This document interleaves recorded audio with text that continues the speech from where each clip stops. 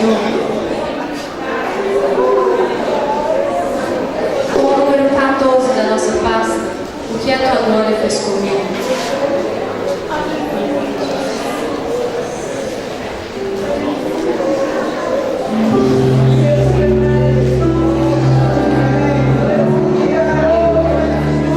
Glória a Deus. Vou pedir você neste momento, você possa fechar os seus olhos.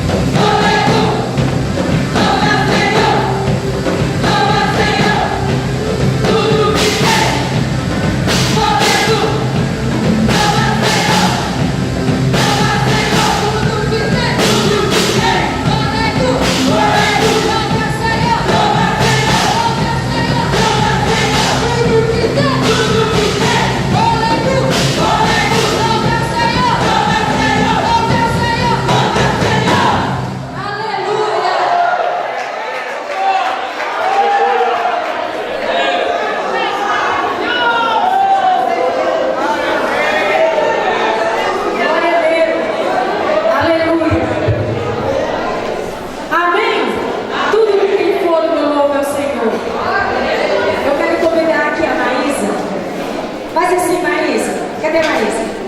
Vem cá, minha filha. Louva o Senhor. Glória a Deus. Louve o Senhor. E nós continuemos em adoração.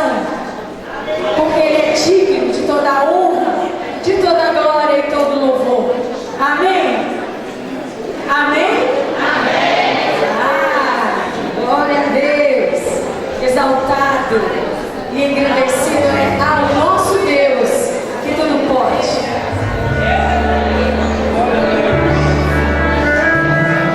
Eles possam amar o Senhor.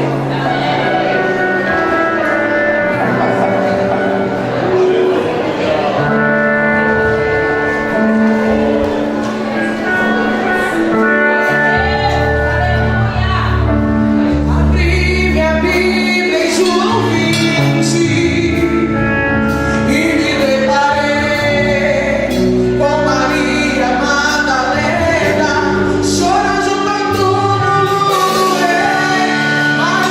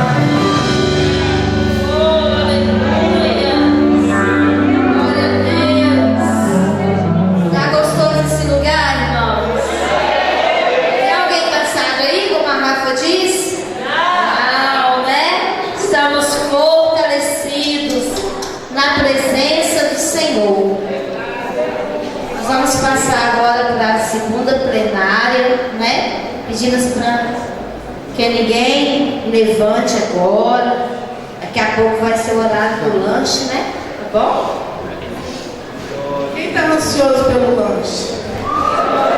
Ninguém? Vocês estão esperando o lanche não, gente?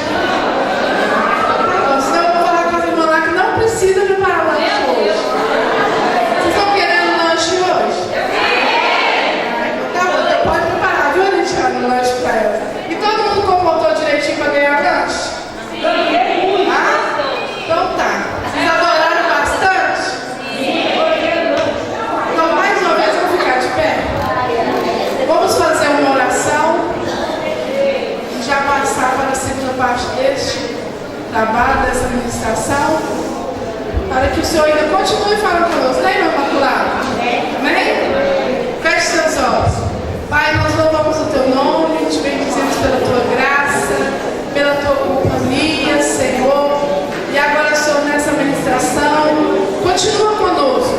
Abençoa a irmã Marlene, usa a tua filha com graça nas suas mãos, e que aquilo que foi a mensagem que o Senhor tem para nós nesta tarde, que ela possa ser esse canal de bênção para as nossas vidas.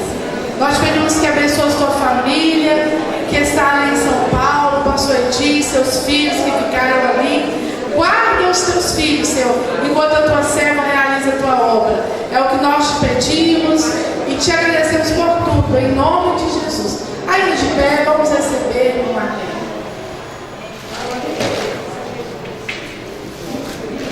Senhor, irmãs. Amém. Irmãos que estão, pastores, Deus abençoe. Bom estarmos aqui mais uma vez para juntas nós aprendermos mais uma porção da palavra do Senhor. A palavra do Senhor, ela é o motivo da nossa vitória, é o motivo de estarmos de pé. A palavra do Senhor, ela nos mantém de pé. A palavra do Senhor nos fortalece, amém? Amém. A palavra do Senhor nos faz crescer, a palavra nos corrige, a palavra nos anima, não é? O motivo de aqui estarmos, a palavra traz alegria no nosso coração, a palavra fala conosco quando erramos, a palavra de Deus é a nossa bússola. Nós somos orientados e direcionados pela palavra do Senhor, amém? Amém. Eu fico feliz de ver aqui mulheres compromissadas, comprometidas com a palavra do Senhor, amém, irmãs? Ontem, só antes de eu ler a palavra, para a gente recapitular, nós falamos um pouquinho, o nosso assunto é a grandeza de Deus na vida das mulheres, amém? Amém. E nós falamos um pouquinho sobre a história das mulheres, nós falamos sobre leis estabelecidas contra as mulheres, nós falamos sobre a queda de Lúcifer, amém? Baseada em Isaías 14, Ezequiel 28. Falamos sobre Gênesis 3,15, a sentença, depois que o Senhor criou Adão e Eva comeu o fruto e deu a Adão. Então, o Senhor fez a reunião e sentenciou os três, que está no livro de Gênesis, no capítulo 1. Gênesis 3,15, perdão. Falamos também sobre leis, uma lei que tinha contra a mulher, que está no Números 27. Falamos sobre Juízes 19. E nós queremos seguir no dia de hoje falando sobre, vamos falar sobre 3 mulheres. A palavra do Senhor nos diz, abra sua Bíblia no livro de Gênesis, no capítulo 12.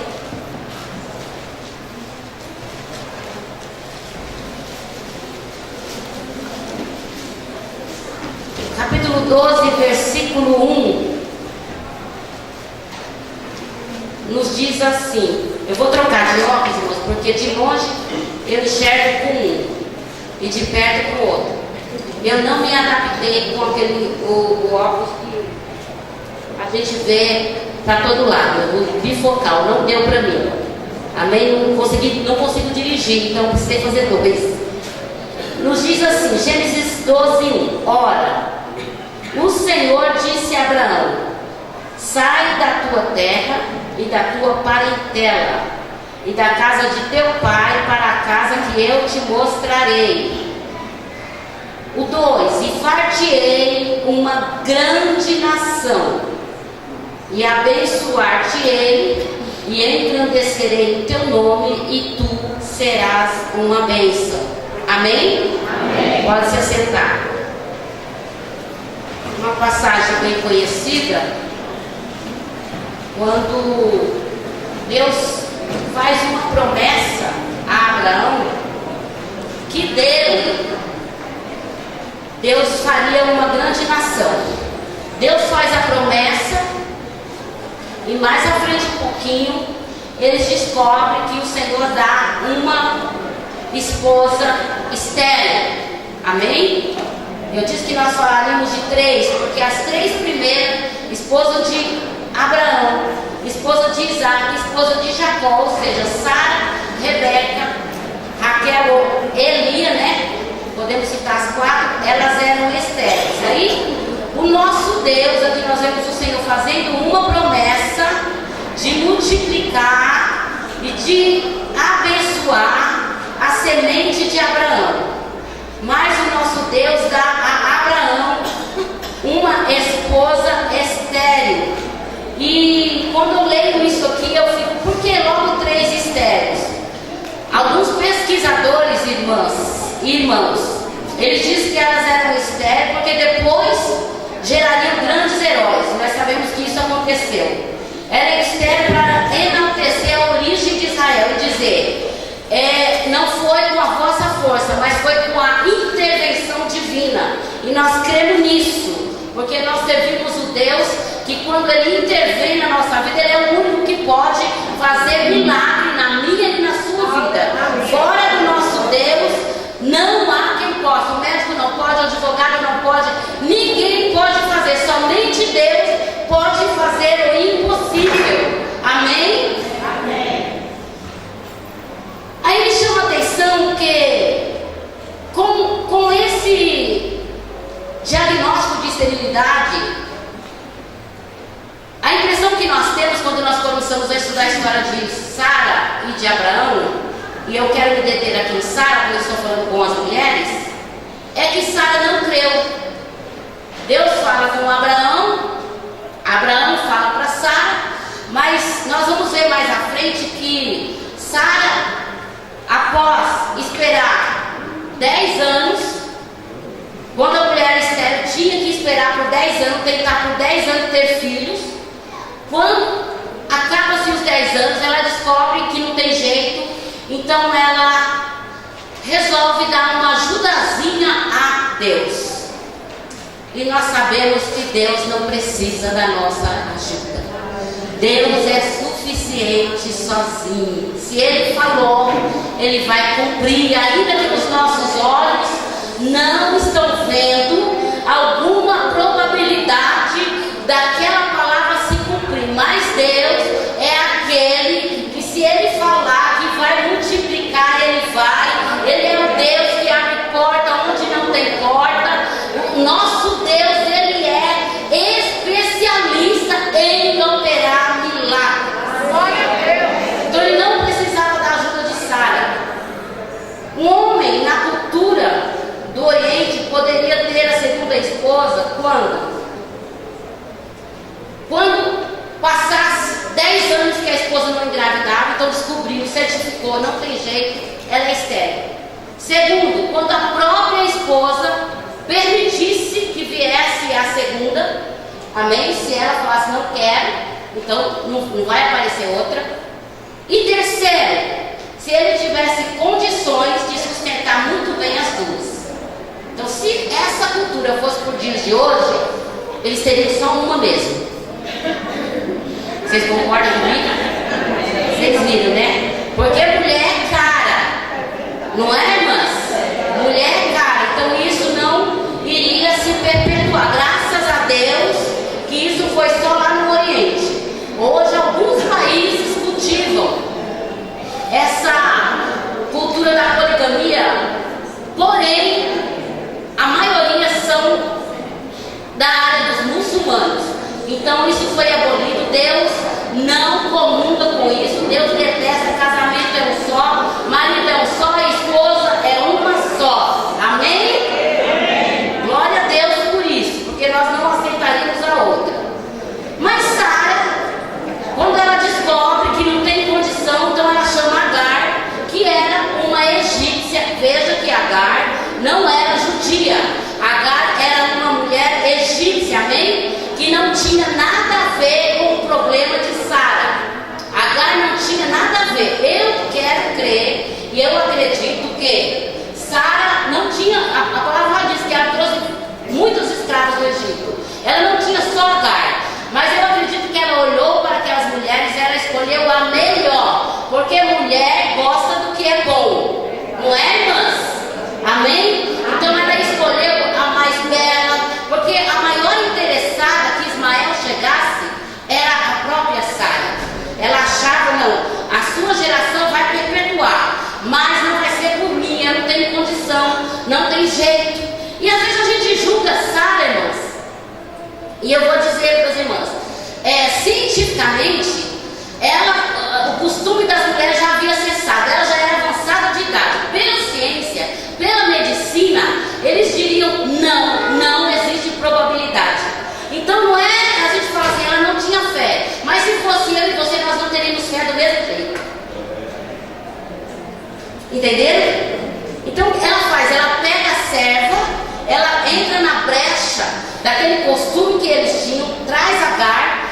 Nós vamos ver em Gênesis 16, que depois ela tem um problema com Agar, aí ela vai a Abraão. Abraão falou, a serva é sua, você que quis, então você se vira com ela. A Bíblia diz que ela começou a fingir Agar, foi a primeira ida de Agar ao deserto. Agar tem um encontro com o anjo do Senhor, que fala para ela, volte para trás. Ora, Sara tinha mandado ela sair, mas o anjo do Senhor, que figura o próprio Senhor, encontra ela no meio do deserto e fala, volta para trás, com certeza. Eu estou parafraseando o texto, ele disse para ela, com certeza, já falei com Sara para te receber. Em outras palavras, eu não mandei você pegar Agar, eu não mandei você colocá-la na brecha, a promessa era para você, era para Abraão, você se meteu no assunto, o problema é seu, vai colher o preço. Deus perdoa os nossos erros, mas nós temos que ser conscientes que o preço nós pagamos. E o preço de Sara foi esse. Ela viveu com Agar, afligindo ela. Agora veja bem, Agar como uma serva, ela existia a probabilidade dela se casar, quem sabe. Mas como concubina de Abraão, ela nunca mais poderia casar. Ela nunca mais teria direito ao amor de um esposo. Ela vinha como uma máquina só para dar um filho para Abraão. Então Sara, na realidade, estragou a vida da egípcia, que não tinha nada a ver com o problema dela. Então ela pagou o preço. A palavra diz que Agar voltou. Em Gênesis, no capítulo 21, nós vamos ver que quando dá-se uma festa pelo desmame de Isaac, e agora não é mais Agar, é Ismael que aprendeu com a mãe a rir do irmão. Ele começa a rir do próprio irmão. Quem sabe, né? O bebezinho da mamãe, quem sabe? Mas a palavra diz que Sara foi de novo a Abraão e falou assim, olha, pode pôr esta mulher fora daqui, que eu não quero que ela herde com o meu filho. Abraão fica triste, vai a Deus e Deus diz para Abraão, Sara está certa, põe Agar fora, porque ela está certíssima. O que é que eu aprendo aqui nessa história? Dessas mulheres, eu estou falando de Sara, aí vem Rebeca, que é Esther, aí vem Raquel, eu estou correndo, moça, por conta do tempo. O que é que eu aprendo? Que o nosso Deus é aquele que Ele não divide, Ele não dá a honra dEle para ninguém. Deus dá poder, Deus conta conosco, Deus usa a nossa vida, mas aquilo que é dEle,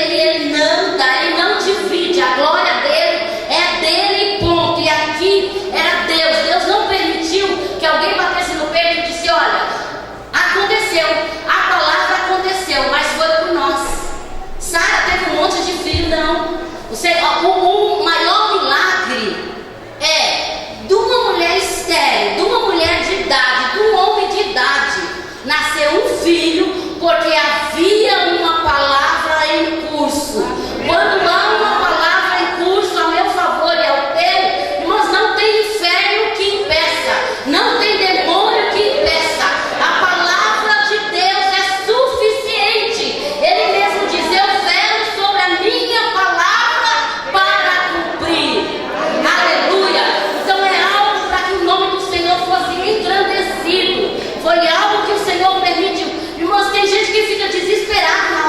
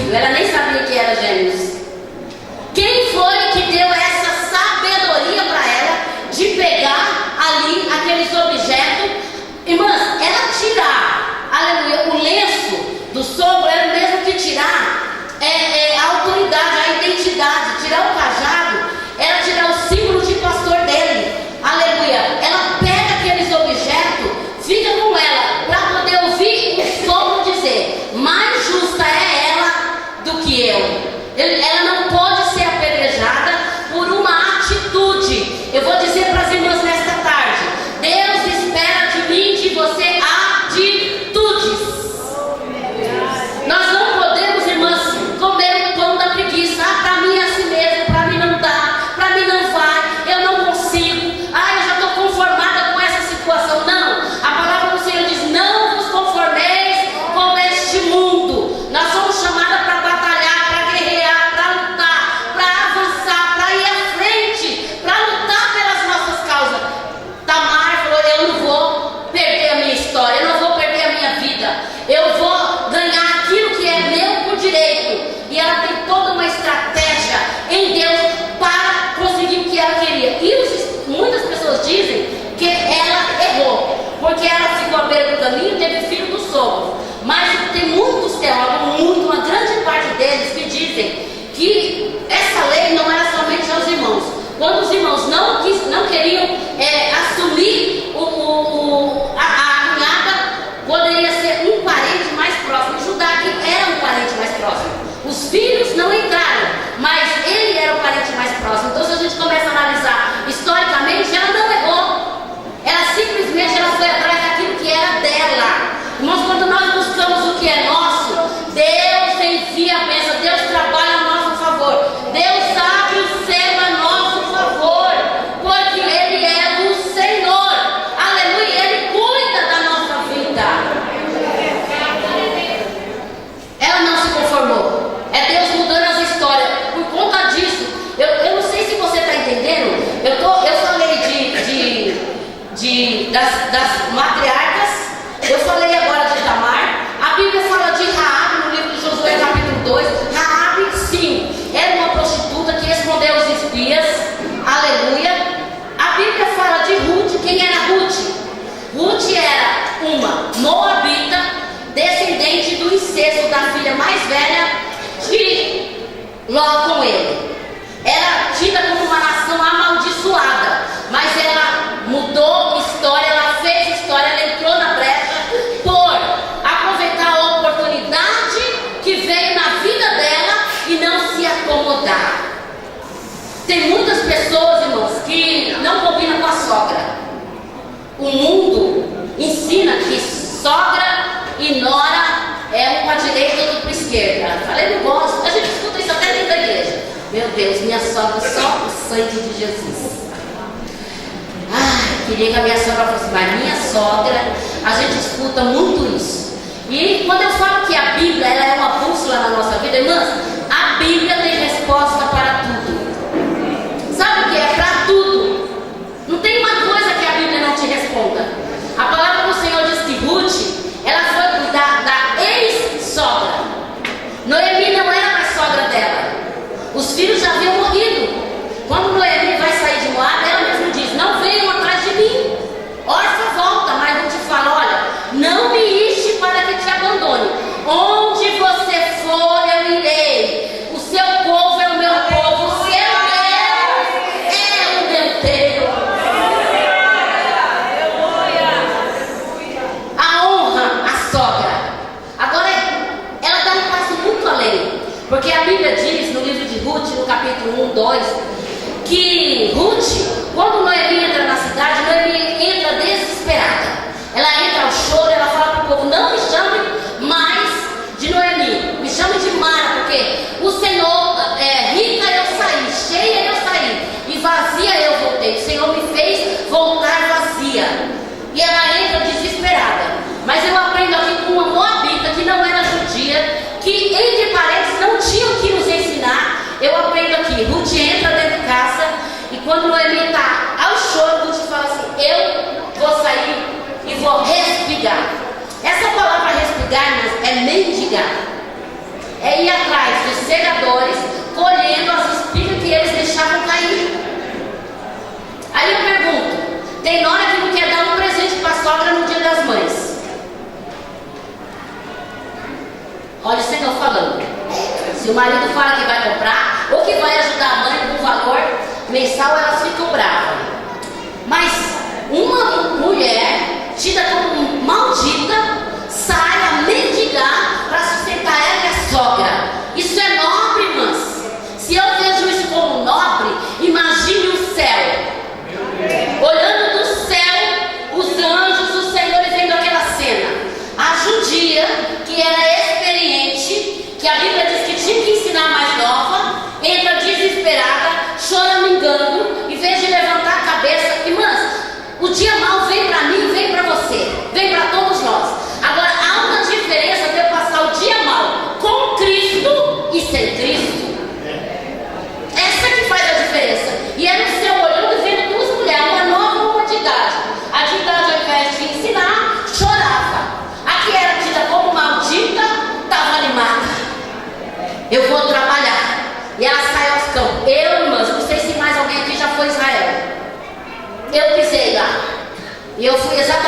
campos que Ruth cegou. E quando fala assim, a Bíblia fala campos, dá a impressão que é isso aqui, é plano. E não é. É pedra. É um morro. Porque é só o Deus grande que pode fazer um oásis no meio do deserto. É só um Deus grande que faz nascer uma flor, alguma coisa, uma planta, uma árvore frutífera no meio de pedra. É literalmente pedras, é um morro de pedra. O campo que ela subia por degraus, morro, escalava para ir atrás dos segadores pegando o que caía. Ela não comeu o pão da preguiça, ela não foi chorar, ela não foi se lamentar. Aleluia! Tem hora, irmãos, que nós estamos. Tem hora que não é para orar, tem hora que é para agir. Lembra de Moisés? Senhor, o povo vem aí, Faraó vem, tem mar na frente, tem morro do lado, o que eu vou fazer? Moisés, não é hora de orar, toca nas águas. Tem hora que nós precisamos marchar, agir. Nós precisamos olhar, irmãs, a luta, como nós aprendemos ontem, com os olhos do Senhor. O que é isso para Deus? O que é duas mulheres sem marido para Deus?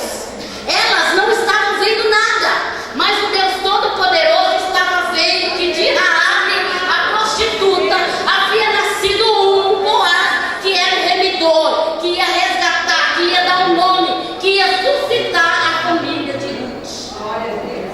Tem motivo para ela estar na genealogia de Cristo? Lógico que tem. O motivo é enorme, o motivo é grande, tem muito motivo. Eu estou correndo aqui porque a hora não para aqui. Nós temos também aqui, irmãs, eu estou falando só das 5 mulheres da genealogia de Mateus 1, amém? Nós temos aqui Batseba. Batseba foi a mãe de Salomão, que a história dela está em 2 Samuel. Ela foi a esposa de Urias, da qual Davi a viu por cima do palácio e a tomou para si, engravidou, mandou matar o marido. O profeta Natan vai a ele e repreende, vocês conhecem a história. Mas Batseba, ela tem um filho do adultério, porque quando ela engravida do primeiro filho, a Bíblia diz que quando aquele menino nasceu, o Senhor falou assim, vai nascer e vai morrer. Ela vem do problema de adultério.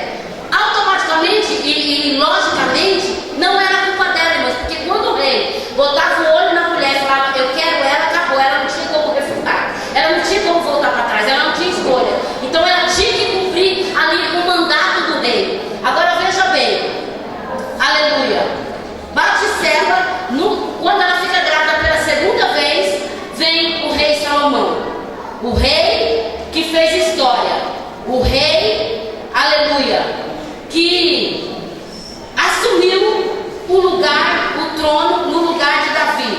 Batseba, que muitos dizem que foi uma adúltera, é a 4ª mulher que está na genealogia de Jesus. Primeiro, nós temos Tamar, que se vestiu de prostituta. Segundo, nós temos Raabe, que foi a prostituta. Terceiro, nós temos Ruth, que foi a moabita. Quarto, nós temos Batseba, que veio de um adultério. Mas irmã Marlene, você falou que era 5. E quem é a quinta? Quinta mulher, Mateus 1, Maria. Quem era Maria? Mãe de Jesus. Mas por que, irmã Marlene, que Maria está na categoria da genealogia de Jesus? Porque a história diz que Maria tinha entre 14 e 17 anos, quando o anjo a visitou e disse, você foi escolhida. Ela tinha essa idade quando ela disse assim, cumpra-se em mim a tua vontade. A história diz que Maria não era uma pessoa da cidade, ela era uma mulher da zona rural. Ela, talvez tida para muitos como uma caipira, morava na roça, talvez não sabia nem falar direito, mas e daí? Deus olhou do céu e viu Maria e falou, é ela, coração puro, simplicidade. Porque, irmãs, Deus não vê com os nossos olhos, Deus não faz as nossas escolhas. O Senhor é sempre aquele que vai na contramão de tudo. Sempre o nosso Senhor está na contramão. Eu abri ontem aqui dizendo que o nosso Deus mudou a nossa história. Por que eu quis falar aqui dessas 3 mulheres para mostrar a grandeza de Deus na vida delas? Dessas 5 mulheres, aleluia, para mostrar que elas estavam na genealogia de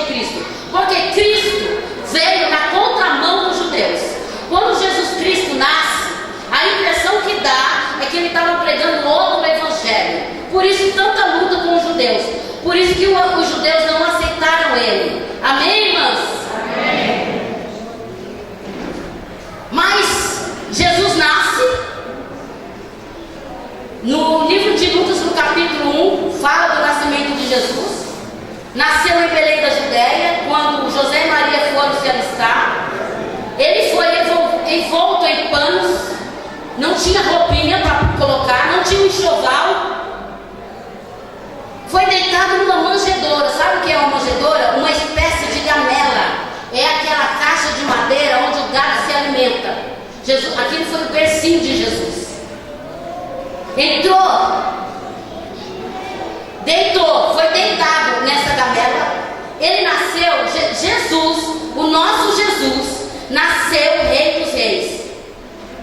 Amém? Amém. Você crê que Jesus nasceu Rei dos Reis? Amém. Mas ele não viveu como Rei dos Reis. Ele viveu de forma humilde. Jesus viveu de forma humilde. Jesus veio de forma diferente. Jesus veio de uma maneira simples. Apesar de ele ter nascido sendo rei e não viver aqui como rei, mas Apocalipse 6 diz que ele nos fez reis e sacerdotes. Ele não usurpou, sendo, a Bíblia diz, sendo não usurpou, se formou em forma de homem. Ele se transformou. Ele, sendo Deus, ele renunciou àquilo que era por direito. E muitas vezes eu e você não somos nada e queremos ser.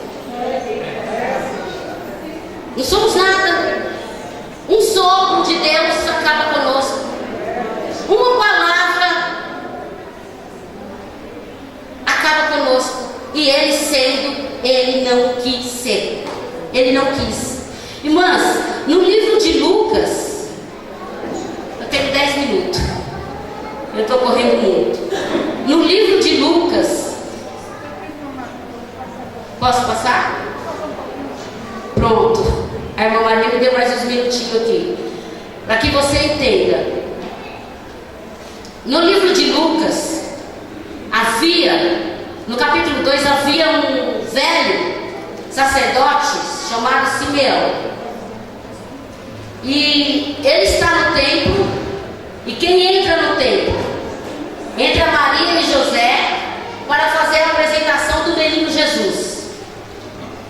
E Simeão, ele pega aquela criança, apresenta ao Senhor e ele diz: agora, pois, Senhor, despede o teu servo em paz, porque os meus olhos viram a tua salvação. Ele entendia que era o menino Jesus. Aí ele vai profundo, ele diz: esse menino, ele é luz para alumiar as nações, mas ele será posto para a queda de muitos e elevação de outros. Mas ele disse ali: eu vejo uma espada que transpassa a sua alma. Lembra onde quando nós falamos que Adão saiu do Gênesis, foi posto fora, que o Senhor colocou o anjo, o querubim com a espada, para que Adão não voltasse e tivesse acesso à árvore da vida? Lembra? A Bíblia diz assim, por um homem entrou o pecado no mundo, foi por Adão, mas por um veio a salvação. Aí Simeão, vejo uma espada. Simeão está vendo a espada do Gênesis, porque Jesus veio para nos levar de volta ao Gênesis, ao Éden. Só ele podia nos levar de volta ao Éden. O velho Simeão, o profeta Simeão, eu vejo uma espada. Ele estava falando da cruz, ele vai passar pela cruz. Ele viu quando Jesus ainda era uma criança, ele teve essa revelação. Maria e José ficam maravilhados, eles ficam abismados de ver a forma como aquele profeta apresenta Jesus ao Senhor. E ali, irmãs, naquela apresentação, a palavra diz que crescia Jesus em graça e conhecimento. Jesus cresceu e eu disse que ele veio na contramão dos judeus. E agora, para a gente chegar ao fim, e você entender entender o que Jesus fez, o que esse Deus grande fez, qual o plano elaborado, os judeus não falavam com mulher, lembra? Amém, irmãs? Amém. Não falavam, não tocavam em coisa imunda. A mulher, nos seus dias, ela era tida como imunda, isso está no livro de Levítico. Havia muita coisa contra. E Jesus chega, e Jesus começa o seu ministério fazendo tudo diferente. E os judeus ficam muito irados, eles ficam com muita raiva, porque há ritos que só Jesus pode quebrar, ninguém poderia quebrar. Olha, em Mateus 15, 21 nós vemos Jesus falando com a cananeia. Havia uma maldição por conta de Cão, havia uma maldição, Jesus não podia atender, mas Jesus para atender uma mulher cananeia ou sírio-fenícia. Amém? Ela queria a libertação da fé, ela não tinha direito. Para os judeus ela era impura, ela era maldita, mas só Jesus tem todo o poder para purificar o que é imundo e tornar branco como aleluia. Só Ele tem poder para deixar branco como algodão, como as nuvens do céu. Ele parou e atendeu. Em João 8:1, Jesus está sentado, abaixado, escrevendo na areia, e eles chegam, alguns homens, alguns judeus e saduceus e por aí vai, com uma mulher que foi pega no ato do adultério. E todas as vezes que eu leio isso, eu fico perguntando: onde estava o adúltero? Porque a Bíblia não fala do adúltero. Você está vendo como que eram as coisas? Só trouxeram ela. Acho que correu. A irmã disse correu, eu acho que sim. Mas você vê que na lei dos judeus, o que tinha que acontecer, irmãs? Ela teria que ser morta, apedrejada. Ele já veio, Jesus com pedra na mão. E Jesus também, tão tranquilo, continua escrevendo na areia. Não se dá luxo nem de olhar para eles. E diz: quem não tem pecado, atire a primeira pedra. Jesus lutando pelas mulheres, quando disse ela é imunda, ela tem que morrer. Jesus dizendo: eu posso purificar, eu posso mudar. Quando todos eles saem, Jesus olha para a mulher e diz: vai e não peques mais, para que não te suceda mal ou pior. Amém? Jesus lutando pelas mulheres. Isso tudo nós vamos ver nos evangelhos. Em Marcos 5:27, nós vemos que Jesus está parado e havia uma grande... Onde Jesus estava tinha multidão, tinha muita gente. E tinha uma mulher com hemorragia. Ela não tinha o direito de estar ali, ela tinha que estar separada. Mas a palavra nos diz que fazia 12 anos que ela gastara tudo que tinha com os médicos e ninguém deu a solução. É bem assim, irmãs. Tem hora que você fica indo no médico, fica indo, e eles parecem que vão jogando de um pro outro. Parece que nunca descobre o que você tem. E vai passando um ano, e aquele problema tá... não é diferente daqui. A mulher gastava tudo que tinha, mas quando ela ouviu que Jesus ia passar, disse: eu vou e vou tocar. Eu não consigo ir por cima, eu não tenho direito de estar, mas eu não vou deitar, eu não vou parar, eu não vou ficar em cima de uma cama, eu não vou comer o pão da preguiça, eu não vou ficar chorando, eu vou me levantar e eu vou por baixo. Quando eu chegar por baixo, se eu tão somente tocar na barra dos vestidos de Jesus, eu vou ser curada. Agora, no meio de tanto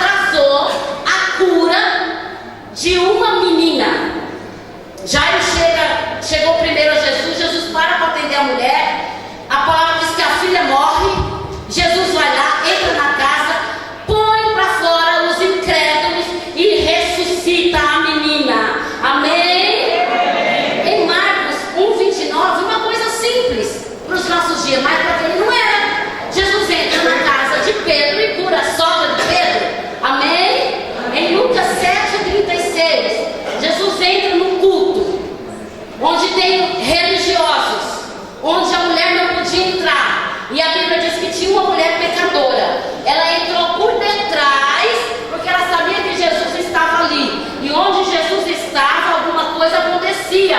Então ela sabendo, ela vai correndo até Jesus. Ela entra por detrás. Ela começa a chorar nos pés de Jesus. E a enxugar os pés de Jesus com o cabelo. O religioso diz: ah, se ele soubera quem era essa mulher. Ah, se ele soubera que ela é uma pecadora. E o Senhor comprou a briga na hora, irmãos. Não mexa com um adorador. Olha, você pode mexer com quem você quiser, mas não mexa com um adorador. Não mexa, porque o céu compra a briga. Jesus falou assim: olha, eu entrei na tua casa, Senhor. Tu não me recebeste como, aleluia, como devia. Mas essa mulher chegou sem poder estar aqui, e ela não cessa de me adorar.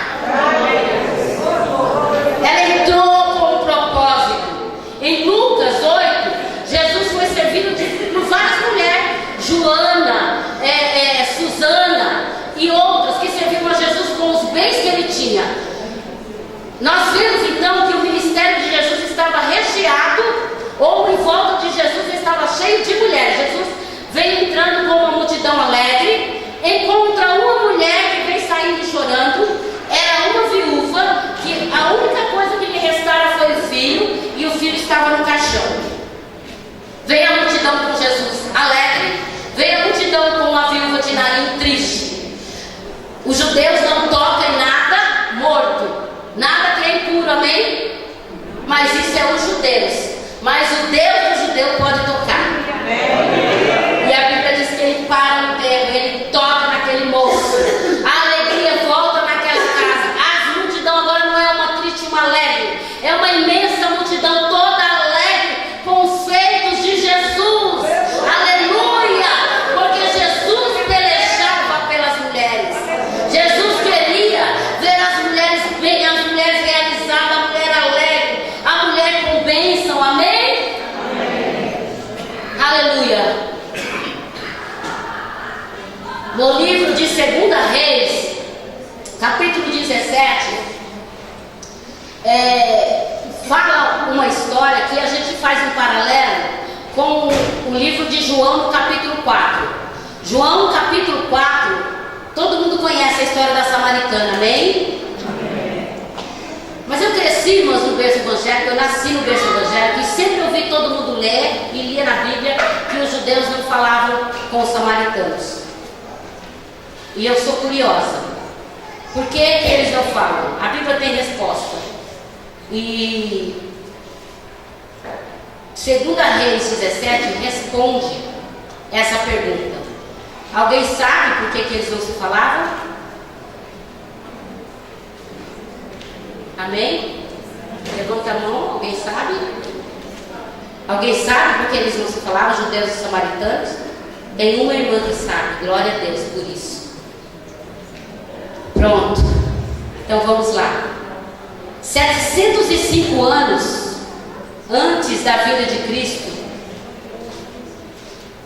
houve um problema em Samaria. O rei Salmaneser leva Samaria cativa por conta de uma desobediência de Oséias, amém? Leva cativo. Mas ele deixa poucos remanescentes em Samaria.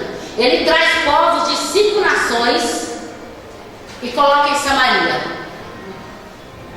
Houve uma junção dessas 5 nações com os remanescentes de Samaria. Houve uma mistura.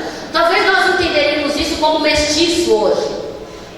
Houve essa mistura. Os judeus, que não são contaminados com nada, eles não casam com pessoas de outra nação até os dias de hoje, eles ficaram furiosos e nasceu a briga entre samaritanos e judeus. Por quê? Porque eles iam ao templo para adorar, mas os judeus, que não haviam se misturado, os judeus que eram puros, não aceitavam os samaritanos impuros congregarem junto. Eles não tinha como. Eles não deixavam os samaritanos impuros nem entrar no templo. 400 e poucos anos antes de Cristo, o que os samaritanos fazem? Constroem um templo, no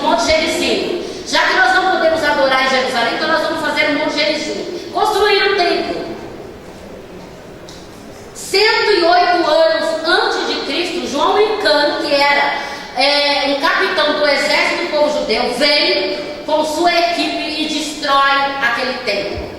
E aí a rixa aumentou muito mais. Houve essa intriga. E eu amo isso em Jesus Cristo. Só Jesus pode resolver coisas impossíveis, lembra? Os judeus sabiam disso. Os discípulos que tiveram experiência com Cristo, andaram com Cristo, sabiam disso. Mas quando Jesus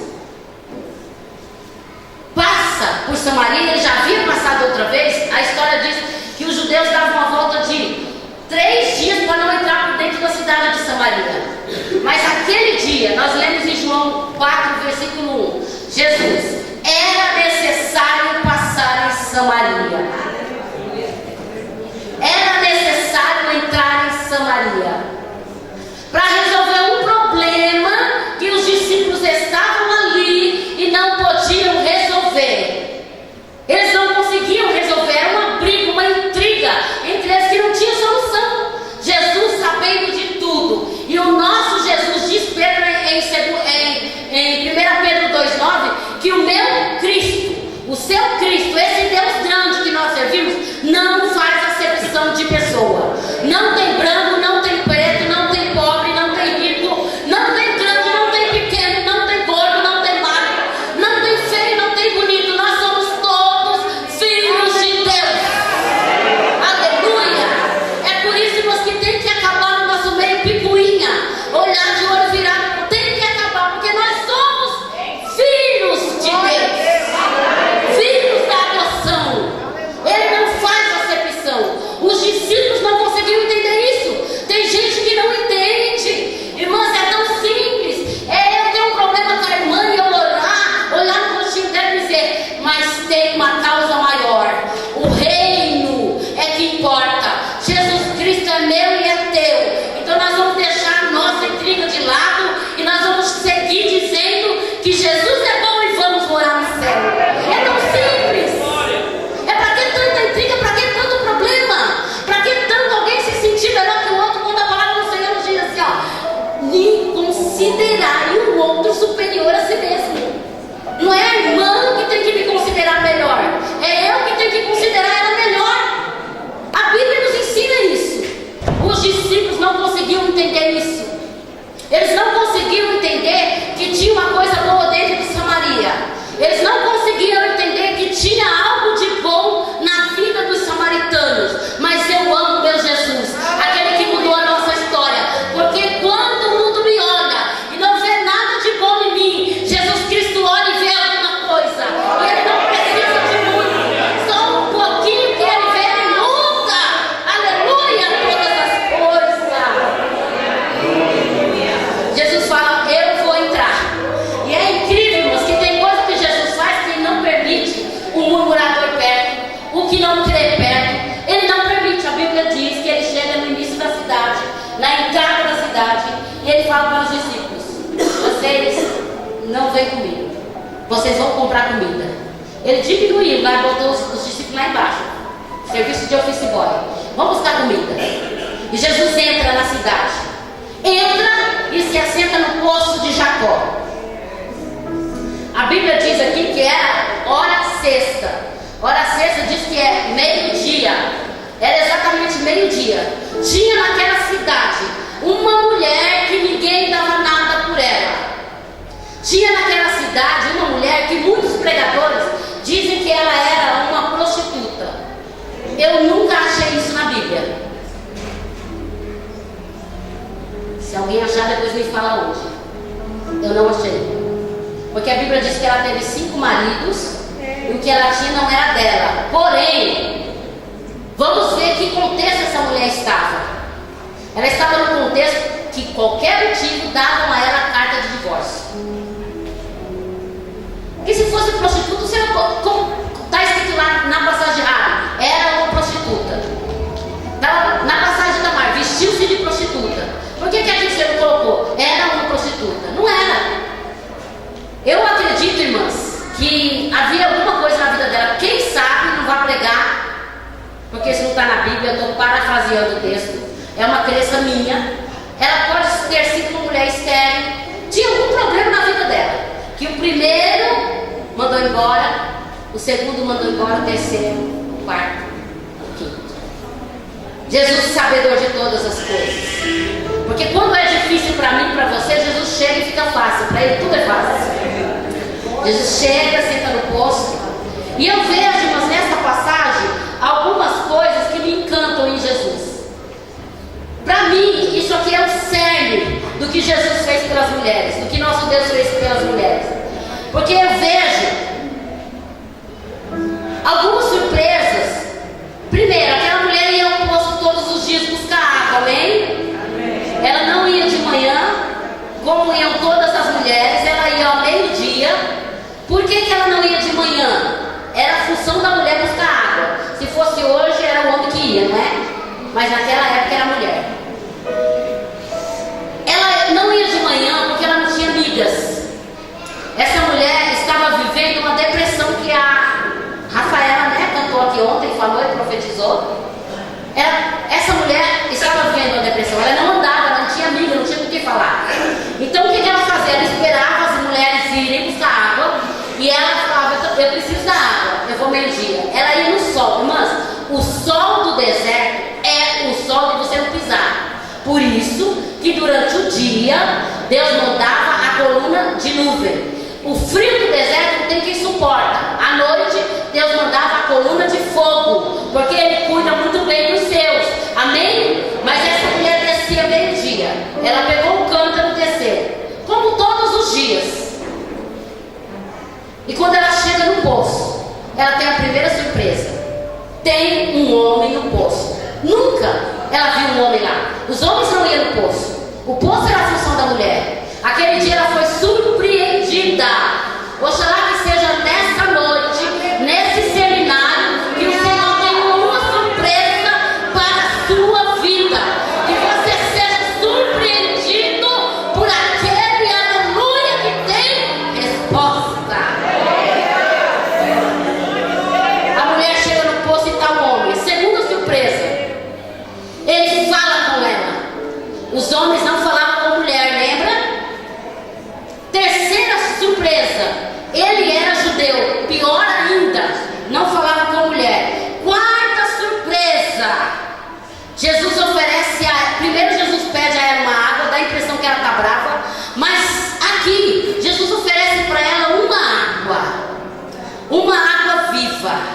Isaías, aleluia, no capítulo 12 diz: eis que Deus é a minha salvação, nele confiarei e não temerei, porque o Senhor Deus é a minha força e o meu cântico, e se tornou a minha salvação. E vós com alegria tirareis, tirareis, tirareis águas das fontes da salvação. Foi essa água que ele ofereceu. Ele disse: eu tenho uma água viva. Aquilo alegrou o coração da mulher. Era aquilo que ela queria. Ela disse: nunca mais vou ser humilhada. Meu Deus, eu nunca mais vou passar por humilhação de passar meio dia no deserto. É essa água, Senhor, que eu quero. Eu preciso dessa água. Aí o Senhor dá a mais uma surpresa para ela. Aleluia. Então vai lá, chama o seu marido. Olha, irmãs, quando Jesus oferece uma água viva para ela, eu me encanto com isso aqui. Sabe por quê? Porque ninguém pode oferecer alguma coisa pra gente. O impossível só Jesus pode. Você sabia disso? O impossível na minha vida só Jesus pode oferecer. Não fique esperando alguém te oferecer alguma coisa. O impossível vem do Senhor. Em Lucas 18, o que ele ofereceu para o jovem rico? Uma coisa impossível. Foi a única vez na Bíblia que nós vemos o Senhor oferecendo um tesouro no céu. O Senhor fala que vai dar coroa, fala do céu maravilhoso, mas em nenhum outro lugar na Bíblia nós vamos ver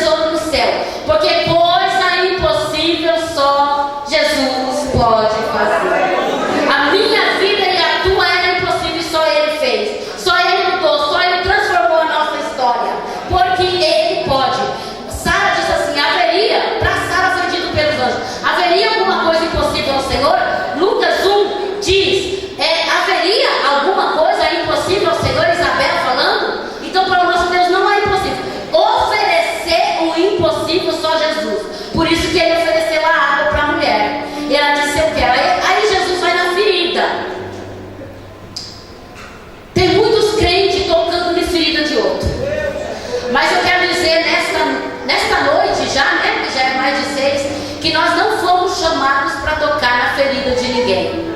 Nós não fomos chamados para apontar. O papel de apontar é do diabo. Nós fomos chamados para ajudar. A Bíblia diz assim: um ao outro ajudou. O seu companheiro diz: esforça-te.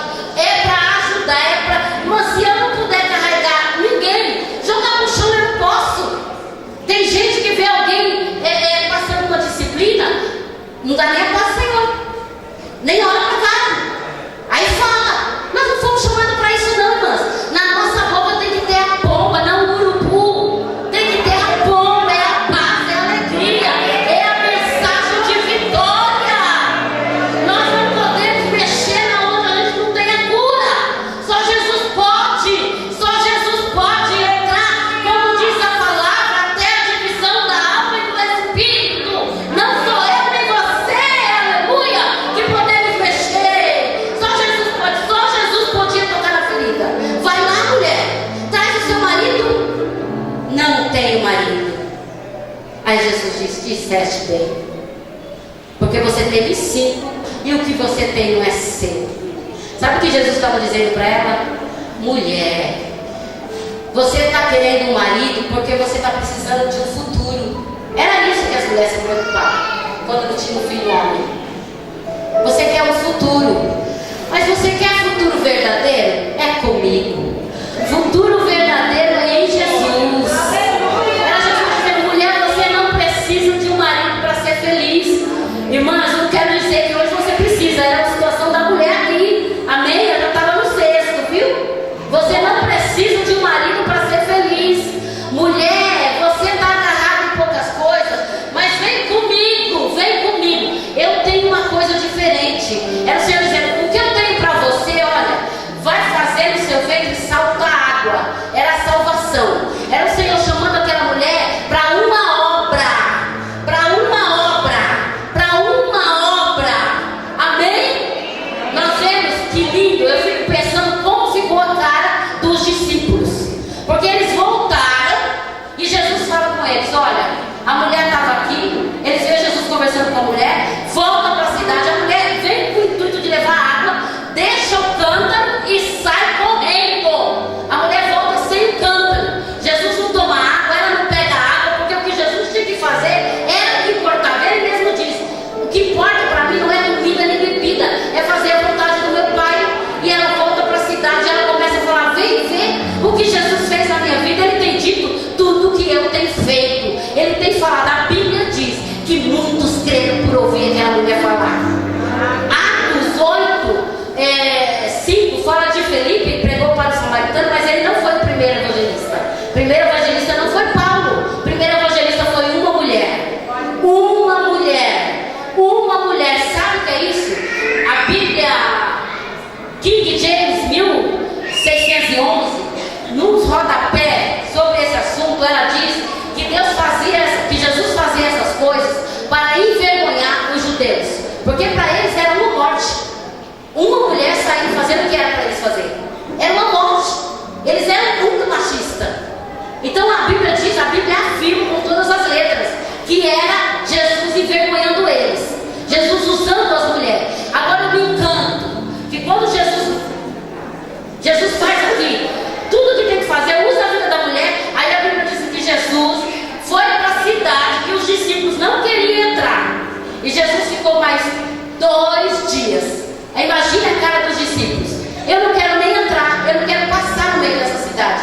Agora nós vamos dormir nessa cidade, nós vamos ficar dentro dessa cidade, porque aí tem alguma coisa importante para Deus. E aquela cidade foi evangelizada e muitos creram no Senhor.